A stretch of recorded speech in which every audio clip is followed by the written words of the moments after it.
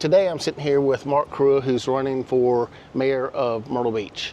And Mark was generous enough to sit down and take a few minutes of his time to meet with me to answer a couple questions that I have, and then maybe that you might have as well. I'm Mark Kruea. I am running for mayor. I retired after 26 years as the city's public information officer, so I have a great deal of experience with city government. I've seen the good, the bad, and the ugly with city government. This wasn't something that was on my radar, but it's something that I'm uniquely qualified to do at this point, and it needs to be done at this point. I agree with that. So just a couple questions that I have.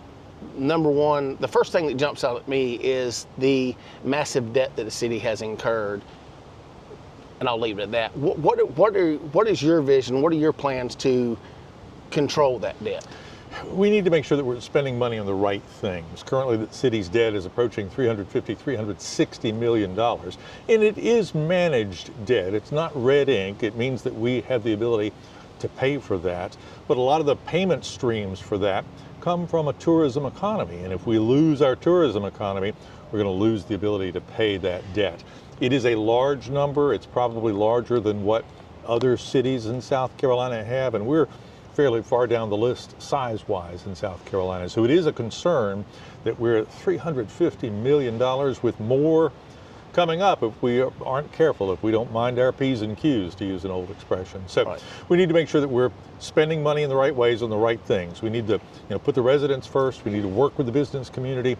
It's good to have pet projects such as downtown redevelopment, but don't ignore the rest of the city in the process, which is what we've done. We're also spending $30 million on a 300-seat theater, which I'm all for a theater, but I can't justify that in my head. So we need to be careful because I think we're pushing the limit of what is actually sustainable. I think we may be beyond the limit of what's sustainable. We need to make sure that we don't dig a hole that we cannot get out of. We need to make sure that we support the tourism revenues that help us pay for that debt. That's a great segue into my next question is, what are your ideas on boosting the tourism economy? The economy is down this year. I ate lunch at a downtown pizza place yesterday, in fact, and asked the owner as I was leaving, how was your summer like? And his answer was, we were down 20%, which is not good for a small family-owned restaurant by any means, but I've heard numbers much higher than that for other businesses on the boulevard. For the big hotel groups, down about 12% to in the 40s for some businesses. We really haven't paid attention to the visitor experience post-COVID. You walk around downtown, we think of ourselves as a world-class resort, but it doesn't take long walking around to realize that we aren't there. We have lost a step or six probably in terms of how things look about the visitor experience, what we need to do. So we need to pay attention to that. Doesn't mean ignore the residents or the other businesses, but we need to listen to the businesses here on the boulevard, make sure that we're helping them, not hurting them in the scheme of things. And again, make Myrtle Beach the fun place that it used to be. Bring back that family-friendly destination so that people will want to come here. Our reputation really is at stake this year if we don't get a handle on some of this stuff. I agree with that 100%. And I think that's one of the things that Myrtle Beach is lacking is the actual family-oriented events. I mean, I look at communities like our neighboring adjacent communities like Surfside, North Myrtle Beach, Little River, Conway. Yes.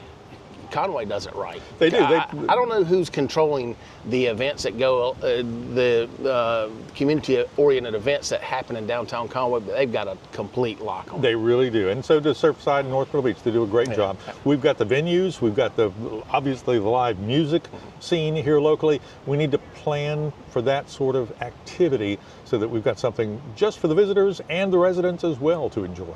Absolutely.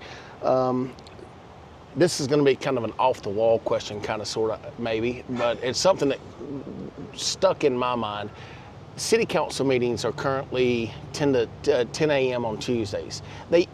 I don't, stroke brain's kicking right now. I don't remember what time they used to be years ago. Well, when I say years ago, 10, 12, 15 years ago, I think. But they were in the evenings. I do remember, actually. I've got 26 years, started in 1998. At that point, we were doing a full day workshop on the Thursday before the council meeting, which is probably too much. And then the council meetings were at 7 o'clock at night. Now, sometimes they ran until 1 in the morning. I don't think that's necessary in the scheme of things. We've moved them to 2 in the afternoon at one point. We did it at 9 in the morning for a little while. We're at 10 in the morning right now. And the question that I hear is that convenient for everybody? Probably not. There may not be a convenient time for everybody in a town like Myrtle Beach.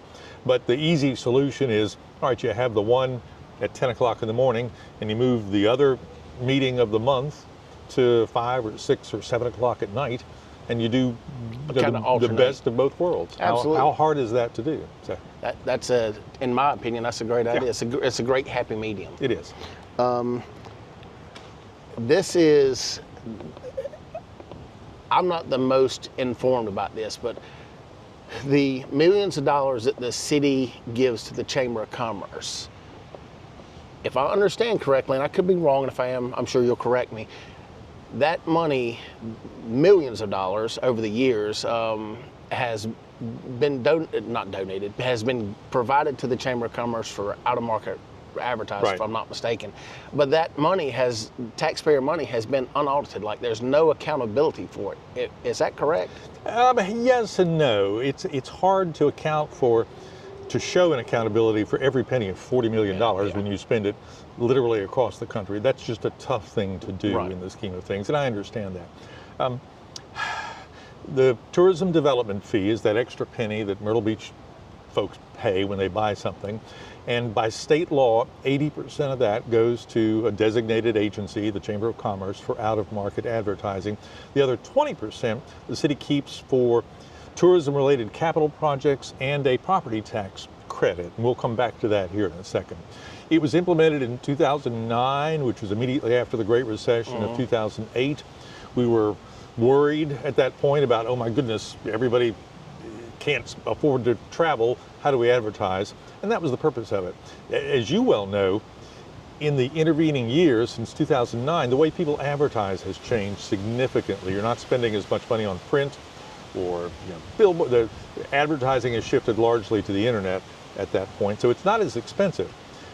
The Chamber gets about $40 million a year from the city, and I don't think it was ever intended, Brad Dean called me the other day, I don't think it was ever intended to fulfill all of the Chamber's advertising obligations. So, long answer, and I'm not anywhere near done, unfortunately. Long answer is we need to go back to Columbia, to the lawmakers in Columbia, with the Chamber of Commerce, and have a solution to this so that we can redistribute that money. There are a couple of options, cap what the Chamber gets, $25 million, for example, or redistribute the percentages instead of 80-20, maybe it's 60-40 or 50-50, something like that. But I think the Chamber recognizes that it's the city's money that they're spending, it's not the Chamber's money, right, and that we need to balance what we do with that money so that it's not all advertising. The part two of that long answer is that of the 20% that was for capital projects and or tax credit, all of that money is going to the tax credit right now. And in fact, in this year's budget, City Council did not have enough money from the 20% to grant the tax credit. So they had to supplement that with $1,200,000 worth of other money to make the tax credit. They can't, that's not a good financial decision going forward.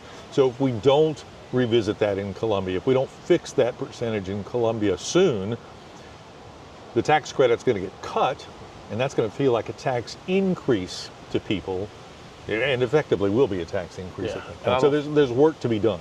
I don't think residents would be happy in hearing that, no, because they've become accustomed to that tax reduction. The city wasn't very transparent in that. They didn't actually come out and say, oh, we're giving you the tax credit this year, but we're spending all the money that was supposed to be used for that, plus we're having to kick in an extra $1.2 million. They didn't talk about that. And you just mentioned something that's important, not only to me, but I think to a lot of people: transparency. Yes, transparency. You go back to kindergarten. It's show and tell. It's don't surprise people. People don't like surprises. Explain what you're doing. If you're going to talk about changing perhaps the voting method, talk about that in public. That's not an executive session item. It's just not. If you're going to build a theater, the construction contract for the theater should be a public document. Why is it not? So there are many things that we talk a good line about transparency, but it needs to be more than a word. We need to be transparent in our actions. I absolutely agree with that. Well, Mark, I appreciate you sitting down, meeting with me today, and Happy to answering do a it, couple Jason. questions I have. Thank you. Thank you for Thanks, inviting sir. me. sir. Absolutely. Thanks, Thank sir. you. This video presented in partnership with Jay Black Out and About in Myrtle Beach, South Carolina.